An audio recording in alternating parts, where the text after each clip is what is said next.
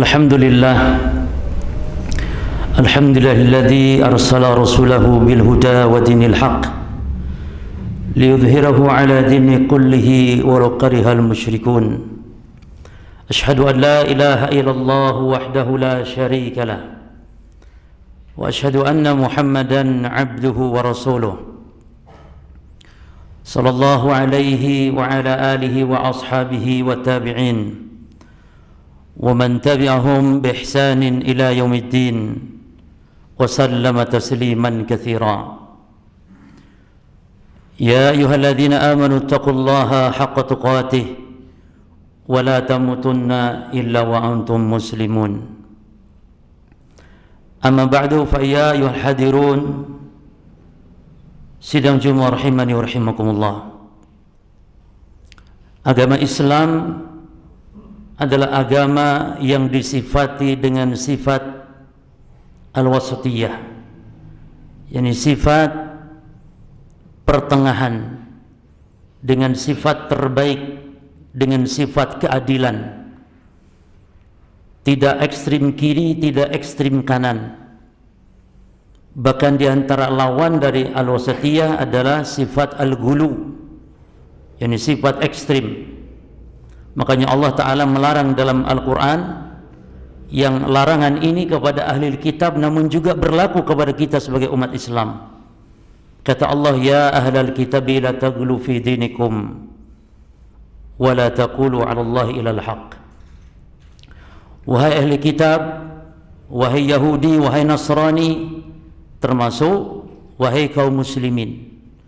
Karena ayat ini walaupun di dalam lafadznya untuk ahli kitab, tapi maknanya umum untuk kita semuanya. Janganlah kalian bersikap gulu di dalam agama, dan jangan kalian berbicara atas nama Allah kecuali kebenaran.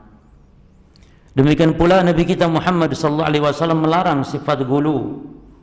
Kata Nabi, ayuhan nas iyakum wal ghuluwa fid din fa inna ahlaka man kana qablakum al ghulu fid din. Wahai manusia, kata Nabi, janganlah kalian bersikap gulu di dalam agama. Jauhi oleh kalian sikap gulu dalam agama, karena sesungguhnya kebinasaan orang-orang sebelum kalian adalah sikap gulu di dalam beragama. Dan gulu artinya mujawazatul had, melampaui batas. Dan gulu tidak hanya dalam hal yang berlebihan dalam memuji, tapi berlebihan dalam mencela. Al-gulu juga qad yakun fi ziyadah wa qad yakun fi naqs. Gulu bisa berlebihan, dan juga gulu maknanya dalam agama ini maknanya gulu yakni mengurangi, meremehkan. Jadi gulu juga bisa qad yakun fil madhi wa qad yakun fil qadhi. Gulu bisa dalam memuji, gulu bisa juga dalam menghina. Jadi gulu bisa dalam hal yang baik, dan gulu bisa dalam hal yang buruk. Lawan dari gulu, para jemaah sekalian, adalah sikap pertengahan, dan itulah agama Islam, dan itulah juga umat Islam. Allah mengatakan, wa kadzalika ja'alnakum ummatan wasata litakunu syuhada 'alan nas. Demikianlah kata Allah, kami jadikan kalian umat Islam umat yang wasata, yakni umat yang tidak gulu, umat yang pertengahan, umat yang terbaik. Di antara makna al-wasat yakni yang terbaik. Dan kami jadikan atau sebagai saksi atas manusia. Lalu para jemaah sekalian, di dalam dalil-dalil kalau kita melihat yakni sikap proporsional atau sikap pertengahan Islam, syariat Islam, ini kita bisa saksikan dalam banyak ayat Quran dan dalam banyak hadis. Dan ini bukan hanya dalam masalah akidah, tapi juga di dalam masalah ibadah. Maka kesesatan, penyimpangan, firqah-firqah, golongan-golongan, kelompok-kelompok dalam Islam, pintunya melalui pintu gulu ini. Ahli bid'ah yang lawannya ahli sunnah. Ahli bid'ah gulu, ahli sunnah wasat. Makanya kata para ulama, ahlu sunnah wasatun, Ahli sunnah itu adalah pertengahan baina firqil ummah, di antara firqah-firqah umat Islam ini, kausatiyatil ummah baina al-umam, sebagaimana sikap pertengahannya Islam dibandingkan agama-agama lain. Dalam banyak dalil berjemaah, di antaranya bahwa sebab terjadinya pertama kali kesyirikan di muka bumi yaitu terjadi pada zaman kaum Nabi Nuh. Nabi Nuh alaihissalam, kata Allah abadikan ini dalam Al-Quran. Allah berfirman tentang kaum Nabi Nuh, wa qalu la tadharunna alihatakum wa la tadharunna wadda wa la suwa'a wa yaghutha wa ya'uqa wa nasra. Jangan kalian tinggalkan sembahan-sembahan kalian, dan jangan kalian tinggalkan wada, suwa, yaghus, ya'uq, nasr. Jangan kalian tinggalkan mereka. Siapa 5 orang ini berjemaah? Ibnu Abbas mengatakan dalam hadis Bukhari, hadhihi asma'u rijalin salihin min qaumin Nuh. Ini adalah 5 orang saleh dari golongan atau dari kaum Nabi Nuh, yang falamma halaku, ketika mereka mati 5 orang ini, orang-orang saleh ini, auhas syaitanu ila qaumihim, syaitan mewasiatkan, syaitan membisikkan, syaitan mewahyukan, setan merayu, mewahyukan, membisikkan kepada kaum Nuh, an ansibu ila majalisihim allati kanu yajlisuna 'alaiha ansaban. Yani setan mewahyukan, membisikkan kepada kaum Nuh ketika meninggal kau orang-orang saleh ini, setan untuk memerintahkan kepada kaum Nuh agar membuat gambar-gambar patung-patung di kuburan-kuburan atau di tempat-tempat duduknya dulu orang-orang soleh ini. Dan fafa'alu, dilakukanlah oleh kaum Nabi Nuh. Saat itu kata Ibnu Abbas, falam tu'bad, saat itu belum disembah, hanya sekedar untuk dibuatkan patung, dibuatkan gambar di petilasan-petilasan bekas orang-orang soleh tersebut. Lalu falamma halaka ulaik, kata Ibnu Abbas, ketika yang membuat patung gambarnya juga sudah pada meninggal semua, barulah, dan wanusyal ilm, dan manusia ada di atas kejahilan, barulah ubidat, disembah. Jadi awalnya hulu, berlebihan dalam memuji menyanjung orang-orang saleh, ini sebab terjadinya kesyirikan. Bahkan itulah kesyirikan terjadi pertama di muka bumi. Maka Nabi Nuh disebut awalur rusul, disebut rasul yang pertama. Maka para jemaah sekalian, mari kita lihat bagaimana Al-Quran membuat kaidah di dalam masalah tidak bolehnya gulu dalam beragama dan harus pertengahan di dalam kita beragama. Tentang sifat Allah, Allah Ta'ala mengatakan, laisa kamitslihi syai' wa huwas samiul basir. Kata Allah, tidak ada yang serupa dengan Allah suatu apapun, tapi Allah itu maha mendengar, maha melihat. Maka ahli sunnah di sini pertengahan, mereka menetapkan Allah punya penglihatan, Allah maha mendengar, Allah maha melihat. Tapi ahli sunnah tidak menyerupakan Allah dengan makhluknya.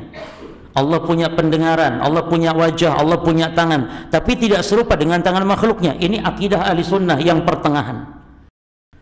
Berbeda dengan kelompok-kelompok yang menyimpang, kaum Jahmiyah, kaum Mu'tazilah. Mereka mengingkari sifat Allah karena takut nanti kalau menetapkan sifat Allah menyerupakan Allah dengan makhluk.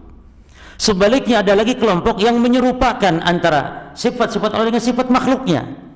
Maka ayat ini adalah bentuk proporsional kita di dalam penetapan asma dan sifat Allah Subhanahu wa ta'ala. Demikian pula para jamaah sekalian, di dalam masalah yang lain, contoh dalam masalah sikap muslim terhadap kuburan, Nabi Muhammad SAW memberikan prinsip yang proporsional, yang wasatiyah, yang pertengahan. Kata Nabi, kuburan itu jangan diagungkan berlebihan, tapi jangan direndahkan. Nabi mengatakan, la tusallu ilal kuburi. Ini sikap bantahan kepada yang berlebihan terhadap kuburan. Kata Nabi, jangan kalian sholat di kuburan, sholat menghadap kuburan, karena nanti akan ada pengkultusan nantinya. Bahkan bisa jadi awalnya nyembah Allah tapi menghadap kubur, lama-lama kuburan yang disembah. Ini ditutup oleh Islam. Lalu Islam juga melarang meremehkan kuburan. Kata Nabi, wala tajlisu 'alaiha, jangan kalian duduki kuburan, jangan kalian langkahi kuburan, jangan kalian injak kuburan. Maka ahli sunnah kalau ke kuburan mereka melakukan adab-adab. Mereka tidak mau melangkahi kuburan. Tapi ahli sunnah tidak mau sholat menghadap kubur. Inilah sikap profesional, sikap proporsional, sikap keadilan ahli sunnah wal jamaah. Demikian pula dalam hal ibadah para jamaah sekalian. Kita diperintah ibadah itu sesuai dengan tuntunan Nabi. Apa yang Nabi lakukan kita lakukan, yang tidak Nabi lakukan kita tinggalkan. Ada 3 golongan atau 3 orang sahabat datang kepada rumah Nabi, di antara para istri Nabi sallallahu alaihi wasallam, bertanya tentang bagaimana ibadahnya Nabi sallallahu alaihi wasallam. Falamma ukhbiru, ketika mereka dikabarkan oleh para istri Nabi bahwa ibadah Nabi ya begitu, begini dijelaskan. Falamma ukhbiruhu ka'annahu taqalluha, ketika diceritakan begitulah ibadah Nabi, mereka seolah menganggap sedikit. Lalu kata mereka, tapi kan Nabi sudah diampuni dosanya yang lalu, Nabi diampuni dosa-dosa yang akan datang, Nabi manusia yang mulia, kalau kita siapa kita dibanding Nabi? Sehingga ketika merasa kurang amalan Nabi, dia tambah. Yang pertama mengatakan, fa amma ana inni usalli laila abadan, kalau saya akan sholat malam terus-terusan, tidak pernah berhenti. Yang satu mengatakan, amma ana la usumu dahar, saya akan berpuasa terus-terusan. Yang satu lagi mengatakan, amma ana lam atajawwaju abadan, maka kalau saya tidak akan nikah saya selamanya. Supaya ingin sempurna. Karena kalau Nabi wajar, Nabi kurang itu wajar ibadahnya, karena Nabi orang yang mulia. Kalau kita siapa kita? Maka dia ingin lebih dari Nabi. Maka ketika mendengar itu Nabi marah para jemaah. Lalu Nabi naik mimbar, lalu Nabi katakan, kata Nabi, apakah kalian yang ngomong begini begitu tadi? Kata Nabi, antumul ladzi qultum kada wa kada, kaliankah yang ngomong begini dan begitu, kata Nabi. Lalu Nabi mengatakan, amma ini wallah atqakum lillah wa akhsyakum lah, demi Allah aku adalah orang paling bertakwa, aku orang yang paling takut kepada Allah daripada kalian.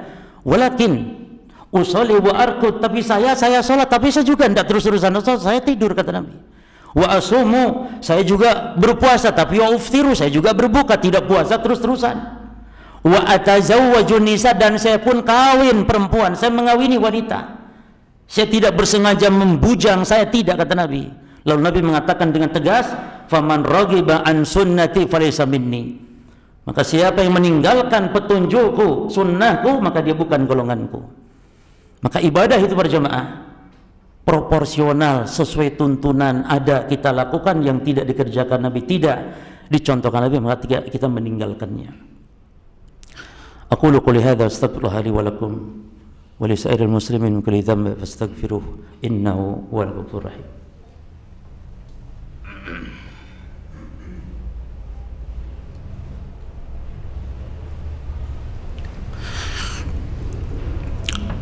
Alhamdulillah hamdan katsiran tayyiban mubarakan fihi kama yuhibbu rabbuna wa yardah, wa asyhadu an la ilaha illallah wahdahu la syarika lah, wa asyhadu anna Muhammadan abduhu wa rasuluh sallallahu alaihi wa ala alihi wa ashabihi wa tabi'ina wa man tabi'ahum bi ihsanin ila yaumiddin, amma ba'd.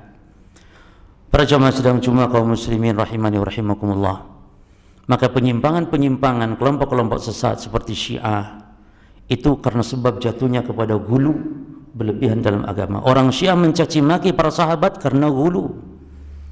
Demikian pula mereka berlebihan dalam mengagungkan ahlul bait juga karena gulu. Karena gulu tadi maknanya bisa gulu dalam memuji dan gulu dalam menghina, mencaci. Demikian pula ada orang-orang yang mengingkari sifat-sifat Allah karena gulu. Yang menyerupakan Allah dengan makhluk juga gulu. Demikian pula dalam masalah takdir para jemaah, kaum Qadariyah mereka ingkari takdir secara berlebihan, sebaliknya kaum Jabariyah menetapkan takdir secara berlebihan. Maka selalu ahli sunnah, ahlul haq tengah-tengah. Ahlul haq selalu tengah-tengah. Dalam ibadah juga demikian. Maka kita ibadah, ada sebuah prinsip ibadah itu yang penting adalah bagaimana benarnya dan keistiqomahan. Keistiqomahannya bukan karena banyaknya para jemaah. Nabi SAW mengatakan, ahabbul a'mali ila Allah ma'adwamu ala ashabiha wa in qalla. Sesungguhnya amalan yang dicintai Allah adalah amalan yang dawam, bukan walaupun sedikit, tapi dawam, continue, istiqomah atau ajad istilahnya. Itu amalan yang dicintai oleh Allah Subhanahu wa taala. Maka Nabi mencela orang yang sholat terus-terusan dengan cara memaksakan diri. Maka orang yang tahajud 1000 rakaat itu gulu, tapi orang yang tidak tahajud sama sekali juga gulu para jemaah. Maka pertengahan. Nabi pernah mendapati sebuah tali, wajada hablan. Nabi mendapati ada tali yang dia terbentang mamdudun baina sariyataini fil masjid. Nabi mendapati ada tali yang terbentang, diikatkan di antara dua tiang masjid. Lalu Nabi tanya, ma hadzal habl? Kata Nabi, ini talinya apa? Tali siapa ini? Maka kata para sahabat, hadza hablun li Zainab ya Rasulullah.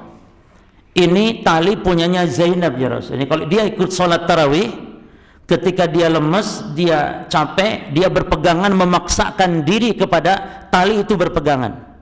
Maka Nabi pun marah. Kata Nabi, la hulluhu, tidak boleh, kata Nabi, buang tali ini. Sholatlah salah seorang kalian sesuai dengan kesemangatannya. Kalau lagi capek maka berhenti, kalau lagi semangat beribadah. Ini maknanya para jemaah sekalian. Nabi mengatakan dalam hadis yang lain, kata Nabi, i'malu ma tutiqun, beribadahlah kalian, beramal sesuai dengan kemampuan, karena fa innallaha la yamilu hatta tamallu, karena Allah tidak pernah merasa bosan, justru kalian yang akan menjadi bosan. Jadi sikap pertengahan ini para jemaah, baik dalam masalah akidah, baik di dalam masalah ibadah, baik di dalam segala hal kehidupan beragama, dan ini diwasiatkan oleh Nabi SAW. Kata Nabi, wa iyyakum wal ghuluwa fid din, hati-hati, jauhi perkara ghulu dalam agama. Bahkan para jamaah sekalian, para ulama kita juga memberikan nasihat sebagaimana Rasul SAW. Di antaranya Abdullah bin Mas'ud, beliau mengatakan, al-iqtisadu fi sunnah khairun minal ijtihadi fil bid'ah. Bahwa al-iqtisad, sikap pertengahan di atas kebenaran, di atas sunnah, lebih baik daripada bersungguh-sungguh tapi keliru di dalam kebid'ahan. Maka dari itu, semoga Allah Ta'ala memberikan kepada kita taufik, memberikan kepada hidayah, agar kita bisa melaksanakan ibadah sesuai dengan proporsi agama kita, sesuai dengan tuntunan dari Nabi kita yang mulia sallallahu alaihi wasallam. Allahumma salli wa sallim wa barik ala abdika wa rasulika Muhammadin wa ala man khalafa rasyidina Abi Bakrin wa Umar Utsman wa Ali wa ana ma'ahum bimanika wa karamika ya akramal akramin. Allahumma azzil islam wal muslimin وأذل الشرك والمشركين ودمر أعداءك أعداء الدين. اللهم انصر إخواننا المجاهدين في سبيلك في كل مكان. اللهم انصر إخواننا المستضعفين من المسلمين برحمتك يا أرحم الراحمين وبقوتك يا قوي يا متين. اللهم ربنا آتنا في الدنيا حسنة وفي الآخرة حسنة وقنا عذاب النار. سبحان ربك رب العزة عما يصفون وسلام على المرسلين والحمد لله رب العالمين وقيموا الصلاة.